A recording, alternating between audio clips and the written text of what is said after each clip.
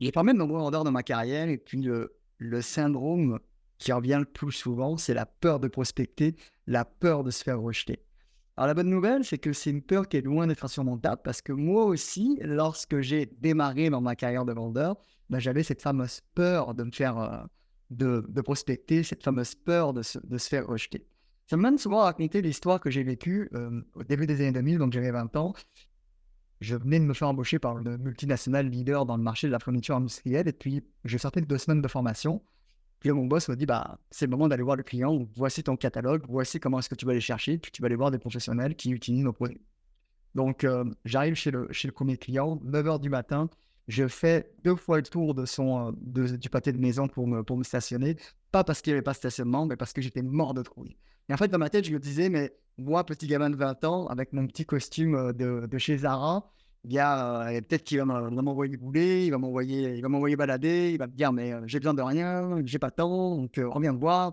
Bref, je me faisais ces croyances-là dans ma tête. Donc, je suis pris mon courage à 2 mains, j'ai poussé sa porte. J'ai dit: «Bonjour, je m'appelle Raphaël Amar de la société Gurt, je vais vous proposer mes produits et services». Donc, une petite approche de l'époque, une approche de débutant, hein. Puis là, le client me regarde, assez impressionnant, quarantaine d'années, cheveux longs, style motard. Il me regarde, il se retourne, il va sur son établi, il prend une petite vis comme ça, il me dit: «Est-ce que vous vendez ça?»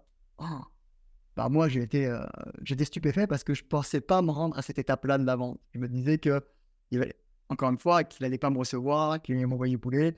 Donc je dis: «Bah, écoutez, j'ai un catalogue, si vous voulez, on peut regarder ça ensemble». Donc il prend mon catalogue, il dit: «C'est ça que je veux, combien ça coûte?» J'appelle mon boss: «Écoute Eric, j'ai une commande à passer». Il me dit: «Bah, calme-toi, voici la procédure». J'ai suivi la procédure et je suis sorti de ce client avec une commande de 20 €. Alors à l'époque, j'étais payé 10 de commission. Je voulais se faire le calcul, mais ça fait pas une grosse commission. Sauf que j'ai fait ma première vente. Donc j'ai fait ma première vente, j'ai brisé la glace et au final, ce que j'ai appris de cette histoire, c'est de me dire: «Bah, les croyances que j'avais au départ, ces croyances étaient dans ma tête. Les peurs étaient dans ma tête parce que la réalité était tout autre». Je suis rentré et je suis sorti avec une vente. Alors si vous aussi demain vous faites de la prospection et que vous avez peur lorsque vous commencez à prospecter vos premiers clients, la bonne nouvelle c'est que c'est normal et une autre bonne nouvelle, c'est que peut-être ça va bien se finir comme moi et que vous allez sortir avec une commande ou du moins une belle réaction de votre client. Alors je suis curieux de vous entendre, est-ce que vous aussi vous avez vécu des histoires comme celle-ci? Racontez-moi en commentaire quelle est votre meilleure ou votre pire histoire de vente, je suis curieux de vous entendre. Merci pour votre écoute et à très bientôt.